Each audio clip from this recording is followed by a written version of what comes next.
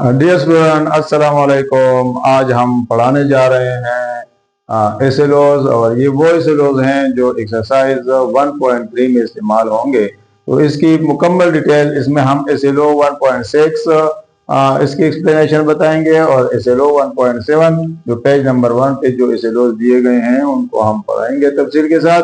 लेकिन पहले इससे कि हम इसको पढ़ाना शुरू करें, आप लोग करें हमारे इस वीडियो को लाइक और चैनल करो सब्सक्राइब, और दोस्तों के साथ करो इसको शेयर, ताकि ज़्यादा से ज़्यादा लोगों को ये पहुंच सके।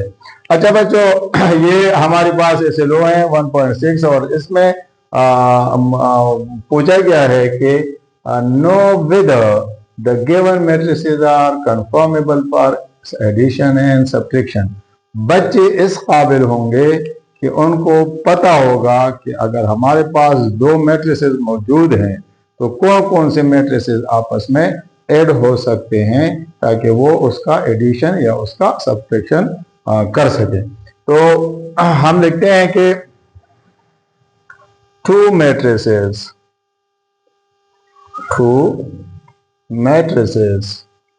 ए एंड बी और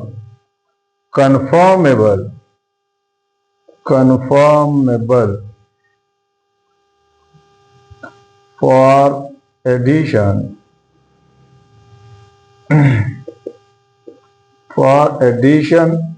or subtraction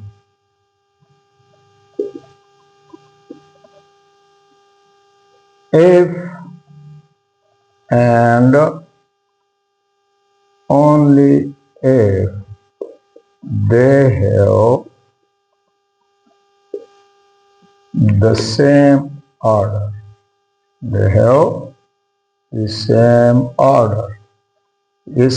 इसका मतलब ये हुआ कि हमारे पास अगर दो मैट्रिसेस हैं, एक मैट्रिक्स ए है, दूसरा मैट्रिक्स बी है, और इन दोनों मैट्रिक्स का अगर ये ऑर्डर दी सेम है, तो फिर ये दोनों आपस में कन्फर्म होंगे एडिशन के लिए या सब्ट्रैक्शन के लिए। इसकी मिसाल देते हैं। मिसाल के तौर पर फॉर एग्जाम्पल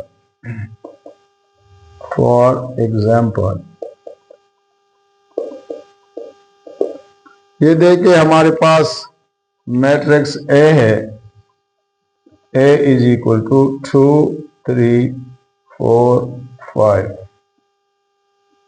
और दूसरा हमारे पास है मैट्रिक्स बी है, और मैट्रिक्स बी है हमारे पास 5 6 7 8। अब मैट्रिक्स ए में भी हमारे पास 2 रोज हैं और 2 हमारे पास कॉलम है। मैट्रिक्स बी में भी अगर हम देखें तो इसमें भी हमारे पास 2 रोज हैं और 2 हमारे पास कॉलम है।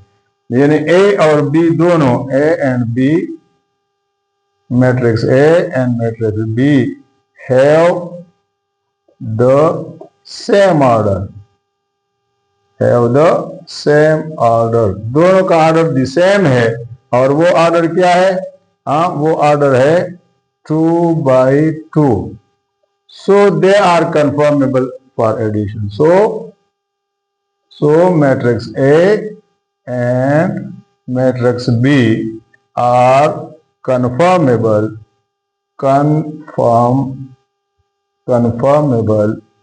for addition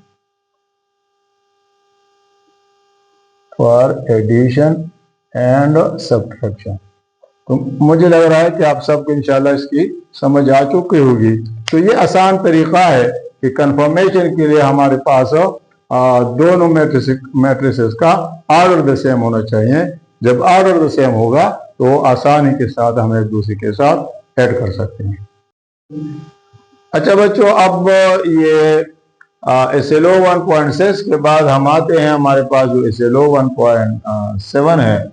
तो एसएलओ में इसमें पूछा गया है कि ऐड एंड सब्ट्रैक्ट मैट्रिसेस, यानी बच्चे इस काबिल होंगे कि वो एडिशन कर सकेंगे, वो सब्ट्रैक्शन कर सकेंगे दो मैट्रिसेस का। तो इसकी हम एक्सप्लेनेशन करते हैं और फर्ज करते हैं कि हमारे पास एक मैट्रिक्स ए है और ये बराबर है, फर्ज करें 2 3 4 का। और ये हैं 3, 5, 6, 7। अच्छा, इसी तरीके से हमारे पास एक मैट्रिक्स बी है और मैट्रिक्स बी बराबर है 1, 2, 3 का, और ये है 4, 5, 6 का।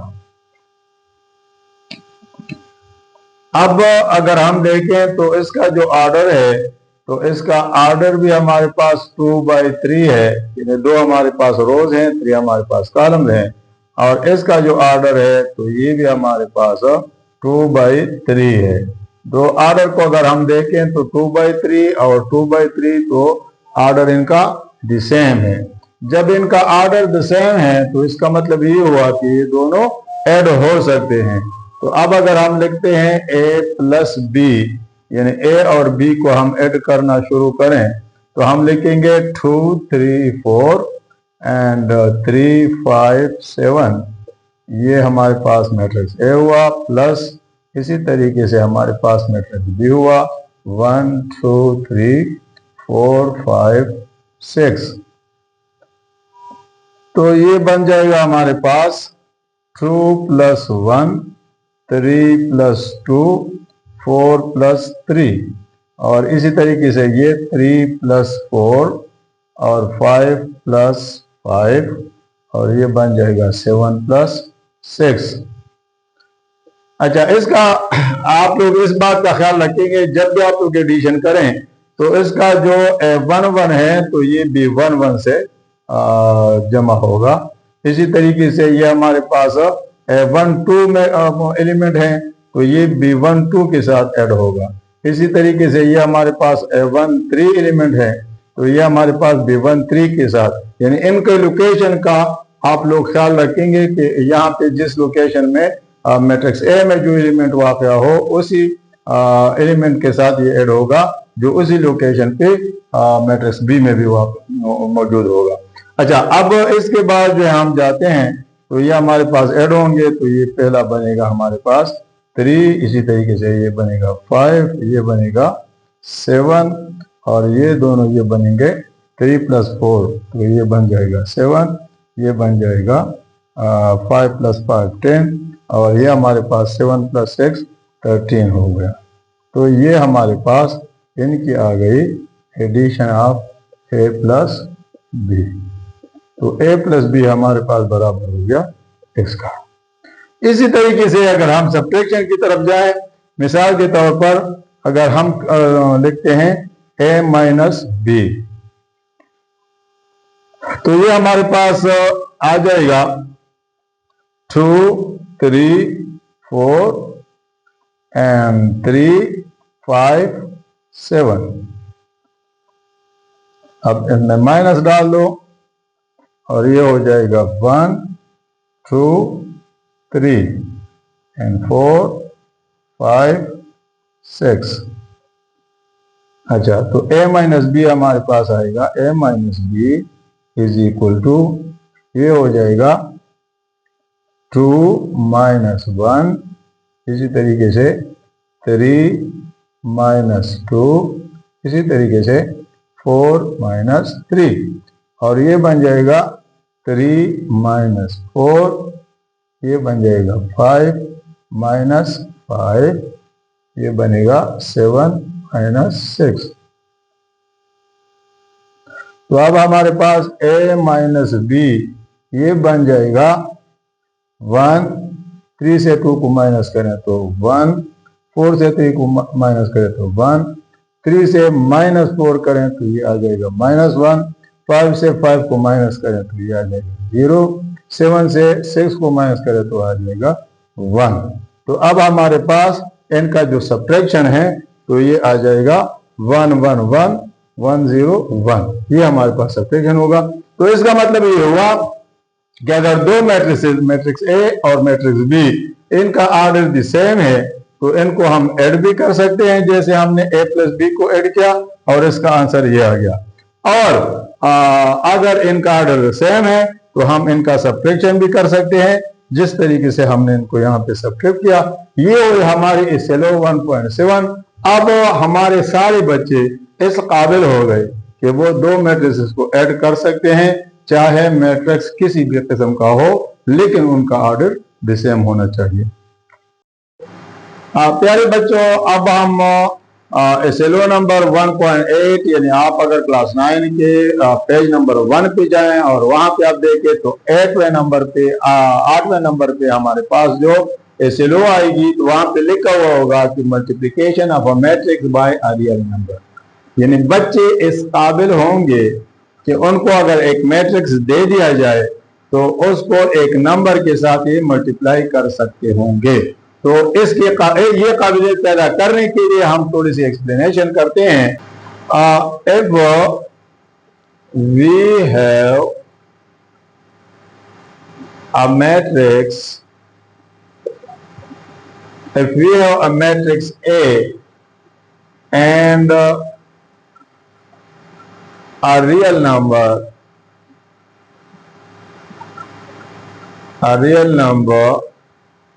M, then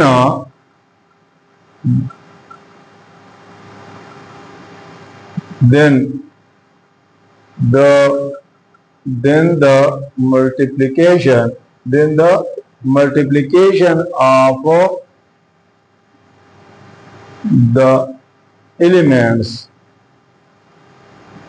of the elements of matrix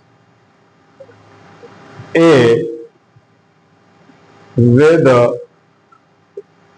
the real number M is called the multiplication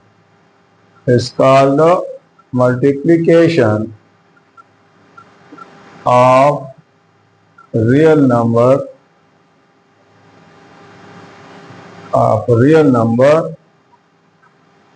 M with matrix A, अब इसके हम मिसाल देते हैं। For example